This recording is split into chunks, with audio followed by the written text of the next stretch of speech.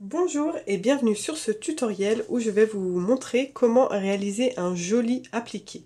Donc là je vais venir appliquer mon petit cœur sur un bavoir. Donc j'ai ici mon tissu principal, l'applique, et je vais me munir aussi d'un petit bout, voilà environ de la taille de mon appliqué, de non tissé. Alors voilà à quoi ça ressemble le non tissé. C'est un tissu qui n'a pas de trame et de chaîne. On peut le trouver dans tous les magasins de tissus. C'est quelque chose qui coûte vraiment pas cher, moins de 2 € le mètre. Donc voilà, ça vaut le coup si vous en avez, voilà, rien qu'avec 50 cm. Après, vous allez mettre des appliqués partout.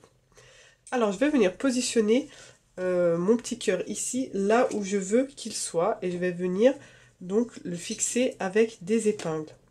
Et en dessous, je vais venir fixer également mon non tissé en prenant garde, voilà, qu'il recouvre bien toute la partie où va être cousu mon cœur.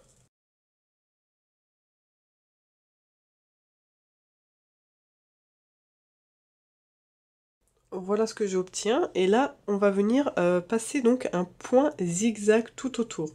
Alors pourquoi zigzag et pas un point droit? Si on vient passer un point droit, on est d'accord qu'on va pas pouvoir venir coudre ici au bord, mais un peu à l'intérieur.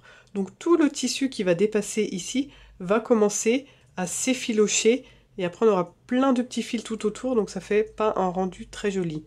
Le point zigzag, il va venir englober tous ces petits fils ici et les maintenir le long de la découpe, et donc on aura vraiment une jolie finition qui ne s'abîmera pas au fil du temps. Le zigzag, qu'est-ce qu'il fait? Donc il pique une fois à droite, une fois à gauche, une fois à droite, une fois à gauche, etc. Et donc on a besoin que lorsque mon aiguille vient piquer à gauche, elle pique dans le cœur ici, un peu à l'intérieur, et lorsqu'elle pique à droite, elle doit venir piquer non pas un peu à l'intérieur du cœur, ni trop sur le tissu ici, mon tissu avec les petits arbres, mais vraiment à la limite. Elle doit piquer ici entre les deux tissus. Donc à l'intérieur, pile à la limite, à l'intérieur, pile ici à la limite, à l'intérieur, etc. tout le long. On ne commence jamais son appliqué ici dans une pointe ou ici à l'intérieur, parce que c'est difficile d'avoir une jolie finition lorsque on démarre et du coup on vient arriver. On commence toujours dans une ligne droite, la plus droite possible. Donc moi je vais commencer par exemple ici pour pouvoir venir terminer ici. Même chose pour un carré, commence pas dans les angles. Si vous faites une étoile, ne commencez pas dans les pointes. Au niveau de la machine, alors moi je n'ai pas une machine électronique mais mécanique, et là au niveau de la largeur du point. La largeur du point, c'est la distance de mon point zigzag comme ça. Donc par exemple, si je fais 1, ma largeur va être comme ça. Si je mets 2, 3, 4, 5, enfin là j'exagère, hein, c'est pas aussi grand mais c'est pour que vous compreniez. Donc, la largeur, je me suis mis à 3, et la longueur, je me suis mis, alors sachant que 0 c'est du surplace, l'aiguille va faire du surplace, et donc 1 c'est assez serré, là je me suis mis, voilà, ça doit être équivalent à 0,2, 0,3. Et là donc plus je suis près du 0, plus c'est serré. Et plus j'avance ici, par exemple à 3, à 4, ça veut dire que mon point va être très espacé comme ça. Pareil, j'exagère, hein. Donc là on se met, voilà, entre 0 et 1, un peu avant 0,5 quand même, je dirais, voilà, je pense que ça équivaut à du 0,2, 0,3. Donc là, pour commencer, on va y aller manuellement. Je vais venir descendre mon aiguille, et je vais venir voir où elle pique quand je descends comme ça. Donc là, je vois que je suis un peu à l'intérieur de mon tissu bleu, je lève mon pied de biche, hop, je déplace un petit peu, je continue manuellement au volant, et là, je vois que mon aiguille est vraiment pile à la limite de mes deux tissus. Donc j'avance tout doucement pour voir ce que ça donne.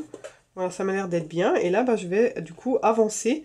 Donc je fixe l'endroit où mon tissu ici doit venir pour que l'aiguille pique à chaque fois à la limite. Donc là, voilà, mon tissu bleu est pile ici à l'intérieur de mon pied de biche dans le petit décrochement.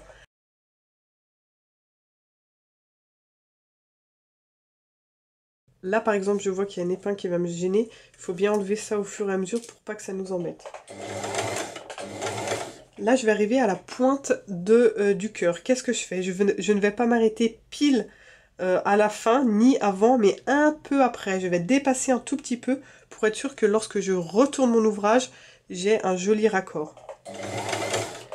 Voilà, donc là, j'arrive au bout. Je continue, allez, 1, 2, 3 points.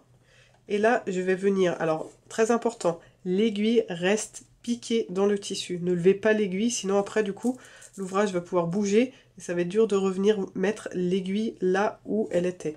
Donc on lève le pied de biche seulement, on vient tourner l'ouvrage et là, voilà, je vais venir le rebaisser de façon à ce que j'ai toujours mon tissu bleu ici dans le petit décrochement du pied de biche. Et j'avance.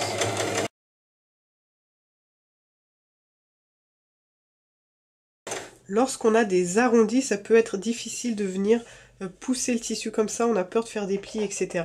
Donc on y va tout doucement, et si besoin est, toujours avec l'aiguille piquée, on vient lever notre pied de biche un petit peu pour diriger notre tissu dans le sens que l'on souhaite. Donc là, voilà, je le pousse vers la droite, parce que je dois faire mon virage comme ça.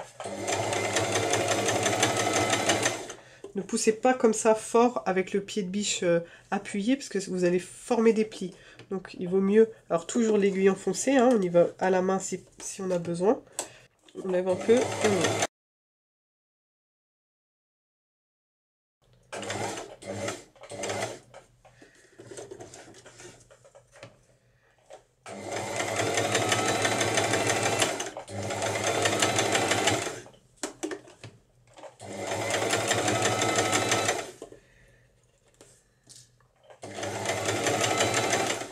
Donc là pareil, j'ai une courbe vraiment très accentuée, donc j'hésite pas à m'arrêter très souvent, venir rectifier ma trajectoire.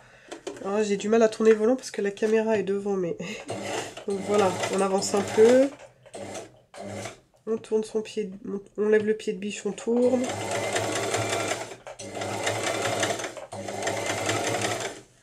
J'arrive au centre du cœur, même principe, je dépasse un petit peu.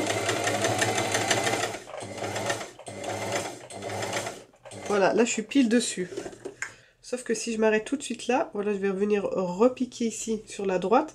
Mais du coup, entre la partie du cœur ici à droite et celle à gauche, il y a un endroit où il n'y aura pas de couture. Il ne faut pas tourner trop tôt. J'espère que je me fais comprendre. Donc là, hop, 3-4 points. Alors là, un bon exemple. Là, vous voyez que si je viens piquer, là, je vais aller vers la gauche. Alors que moi, je veux pas aller à gauche, je veux aller à droite. Donc au moment où on est prêt à piquer là, je triche un peu. Je viens mettre mon aiguille là où je veux qu'elle pique. Voilà. Et je redémarre.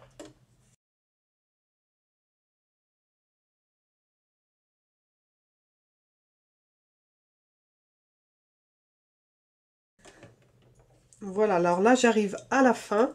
Je retiens ma respiration parce que je sens que j'ai plus de canette. J'espère juste qu'elle va me laisser finir ici. Et je vais venir repasser sur 3 mm environ par-dessus le zigzag que j'ai au début. Ça va vraiment fixer, servir de nœud.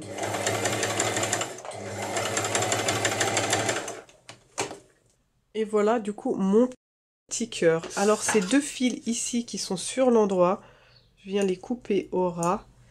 Et derrière, moi là, j'ai l'habitude de venir prendre mes deux fils ici derrière et de leur faire un nœud ici, hop. Voilà, comme ça je sais que derrière c'est attaché.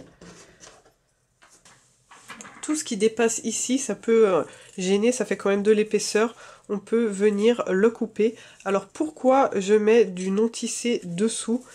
Ça évite en fait au tissu de froncer. Souvent le zigzag en fait il vient resserrer comme ça, il tire de part et d'autre du tissu et ça a tendance à faire des plis, alors qu'avec le non tissé du coup c'est par rapport aux griffes aussi, ça permet d'avancer de façon fluide et d'éviter ces petites fronces.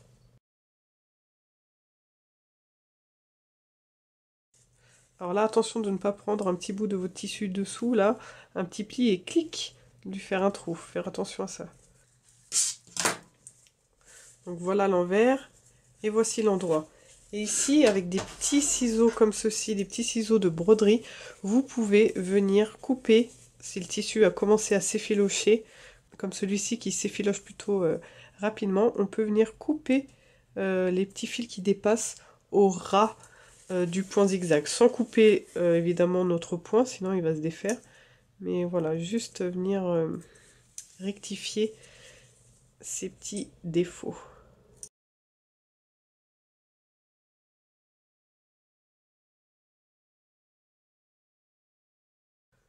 Et voilà mon petit cœur, j'espère que vous avez apprécié cette vidéo et que vous allez vous aussi pouvoir réaliser des jolis appliqués. Mettez-moi un petit commentaire, un petit like, abonnez-vous, j'ai plein de tutos techniques de ce genre sur ma chaîne. À bientôt!